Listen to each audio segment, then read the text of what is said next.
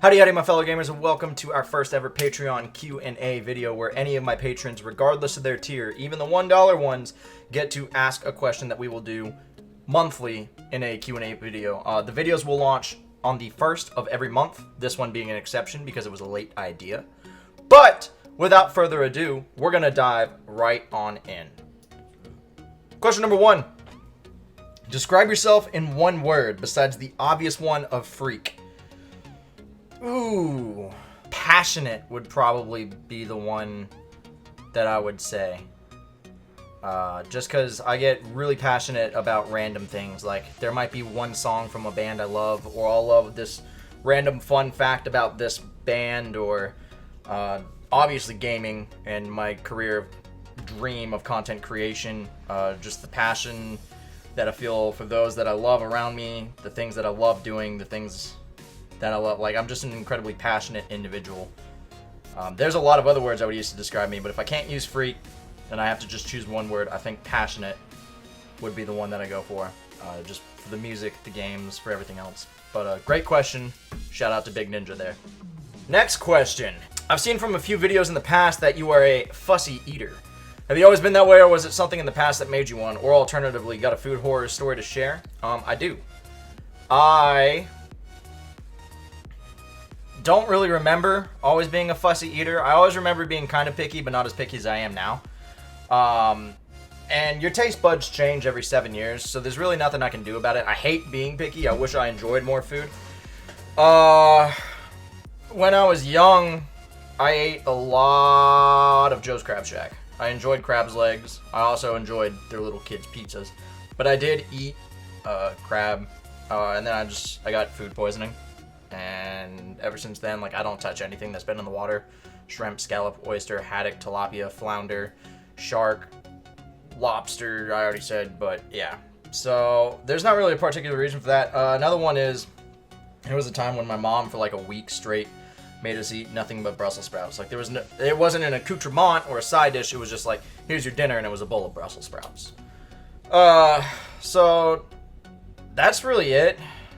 There have been a few, bad restaurant stories. There have been just a few bad experiences, where somebody's experimenting and it doesn't come out right.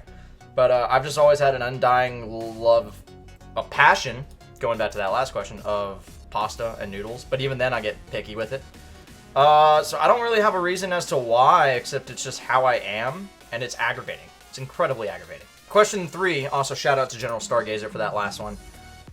Question 3, are you gay? No, I am not. I am a straight male. But, if you are gay, that's totally fine. Shout out to Baby Ray for that question. Question 4, coming from Farsender. Who in Marvel and DC would make a good super team? Choose 4 teams to take on Darkseid and Thanos. 8-person DC Marvel team up, 3 stone gauntlet from Thanos. Okay, so it's not a full Infinity Gauntlet. He's only got 3 of them, which is good. So that snap is out of the question for how he's going to rival it. And I can choose both Marvel and DC characters. So you really just want an 8-person super team to take on 2 of the greatest villains of all time. Batman and Iron Man, easily, hands down, because they're always the tacticians, the one that come up with the plans to defeat the enemies. I mean, Iron Man almost got the gauntlet from him before Star-Lord fucked that up. And Batman just has a contingency plan for everything. And the gadgets that they have, like, I know that they're human, and there are other characters out there, but Batman and Iron Man are must-haves for the super team to take down 2 mega villains. You gotta have Superman. I'm not necessarily a big Superman fan. I'm obviously a big Batman fan. But Superman would be on there. I almost want to say the Joker, just because he is like a criminal mastermind, and he's no holds barred. He would probably betray this entire team, go over to Darkseid and Thanos' team, and then just smack him in the back of the head with a crowbar for fun. But then that would put too many actual humans on the team. But then when you also factor in, then I'm probably going to say the Flash or Green Arrow, because it's not always just about the powers that you have, it's about your brain. I mean, Arrow is an incredible tactician as well, and a survivor. Flash is just super fucking quick. But locked in, dead set, we've got Batman, Iron Man, Superman. Doctor Strange would be another one on that team of must-haves. And I've never read a single Doctor Strange comic. I'm just a huge Benedict Cumberbatch fanboy, and I really loved the Doctor Strange movie. And his abilities in the Marvel Cinematic Universe are just fucking wicked. So that's the fanboy in me right there. That I'm going to have to choose Doctor Strange. This is a really good question. This has got you thinking. Wait till you see the final question of this video, too. It's a real doozy. Alright, so we got Doctor Strange, Superman, Batman, and Iron Man. So we've got half of our team assembled, and I need to pick 4 more characters from DC and Marvel. And I love that you just said characters. It doesn't have to be heroes. So, I mean, I could technically be like Steppenwolf, you know, Darkseid's right-hand man, and have him turn against him, but that's not as fun. I mean, Brainiac, because the man's a goddamn genius, and he's got the technology. So, we'll add Brainiac to that list. We're up to 5 now. Captain America. I mean, first super soldier. Able to lift, Mjolnir. A great tactician as well. As you guys can see, I'm really just leaning towards the brains of this plan. Like, they've got the skills, they've got physical prowess, they got the capabilities. Thanos doesn't have a full gauntlet. Darkseid's still just a badass motherfucker to take down regardless. But, Cap is also going to be there. Probably Scarlet Witch as well. I'm going to say the Flash. I'm going to say the Flash to round it out. So we got 4 Marvel, 4 DC. You got the Flash, Batman, Superman, and Brainiac. And then you've got Iron Man, Captain America, Doctor Strange, and Scarlet Witch. So you've got 4 humans, really. Well, 3.5. Captain America's a super soldier. And then 4.5 non.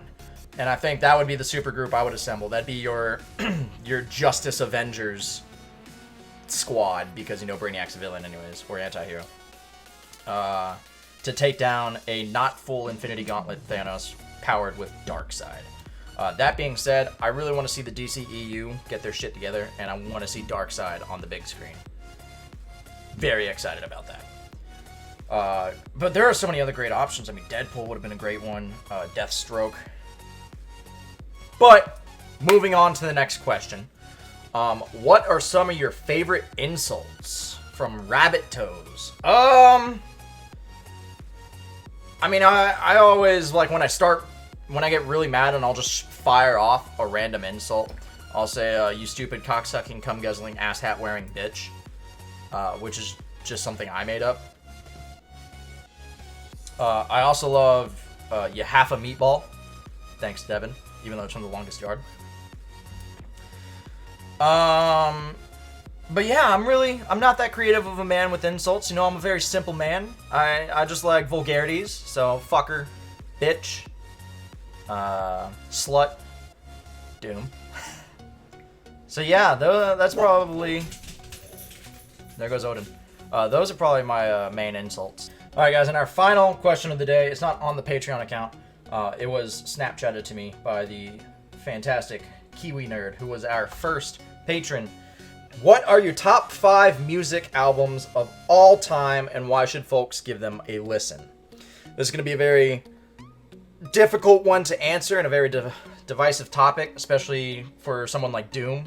We don't really agree on a lot of music, and there's also the fact that, like, I don't like country, I don't like rap. I like some rap, like Eminem. And there's so much great music out there that has touched all of our lives for different reasons at different times in our lives. So, to start it off, and I actually plan on making a YouTube video about this, like my top 10 favorite albums of all time. So this will be kind of like a mini spoiler of it. But, number 1 for me of all time is Day of the Dead by Hollywood Undead. There's no specific reason. It just came out at a really good time in my life. I had moved out on my own. I was 18 years old. I was living with my roommate. We got along great. We were both big gamers. Neverwinter had just come out, and I was no-lifing that. I was doing, like, my first attempt at streaming, learning about that, having fun with it. And I was just, you know, I was an individual on my own. I had a job that I loved, a great roommate, and I was just living life and really enjoying it. And Day of the Dead came out. And there just isn't a bad track on that album. Like, I repeated it over and over and over and over, and then I bought it physically, and I have it in my car still, and I listen to it nonstop all the time. There's just great tracks. There are hard-hitting tracks on there, like Dark Places is a great song. And then there's just fun ones, like Party By Myself. And a big part of why that is my number one favorite album of all time is just nostalgia. But it's got a little bit of everything. If you're a Hollywood Undead fan, you're going to enjoy it. If you're a rock and roll fan, you're going to enjoy it. It's when they really started to embrace the rock rap sound, even more so than American Tragedy. So I would highly recommend Day of the Dead by Hollywood Undead. The rest are in no particular order, 2 through 5. They're going to be rearranged a lot. Meteora by Linkin Park is another just absolutely incredible album. I've been listening to it nonstop on repeat recently these last few months to get me through some hard times. But even when it came out and I was just a kid, I remember Breaking the Habit was the first song I ever heard by Linkin Park. I was watching MTV as their music video debuted for it, and I was like, wow, this is really good. I want to listen to them. And then realized that I had heard other songs from them, like In the End and One Step Closer. I just never knew that they were Linkin Park. And I owe my entire friendship, my best friend, Wolf, to Linkin Park and Meteora. I had moved from out of state. This is when I was younger. I was in 4th grade. I had just moved from Colorado to South Carolina. My parents had just gotten divorced. I was pissed. I was hurt. I was lonely, confused, and I'm not a social person. Like, if you guys ever meet me in real life, I'm not the same way that I am on screen. But I went out on a limb because I was desperate, drowning in despair and all that. And this kid was just walking around with a Linkin Park Meteora backpack. And I went up to him and I was like, hey, dude, I love Linkin Park. And that was Wolf. And that was in 4th grade. I've been graduated from high school for 6 years now. So, I mean, we've been best friends for 15 plus years. He's going to be the best man at my wedding someday. He's going to be the godfather to my children. So I really just, part of the reason Meteora hit so hard with me is it's resurfacing now at a very dark time in my life. It came out at a dark time in my life, and the tracks are just incredible. I mean, every song on that album, even like the ones that, you know, aren't huge on the radio, that have never been played on the radio, or that don't get brought up a lot in conversation about Linkin Park. Like, I love the track Nobody's Listening. And then, of course, Numb, Faint, From the Inside. Really, just that whole album is a pure masterpiece. It is probably, like, my personal number one favorite rock album of all time, non-bias aside. Like, it would technically beat out Day of the Dead by Hollywood Undead.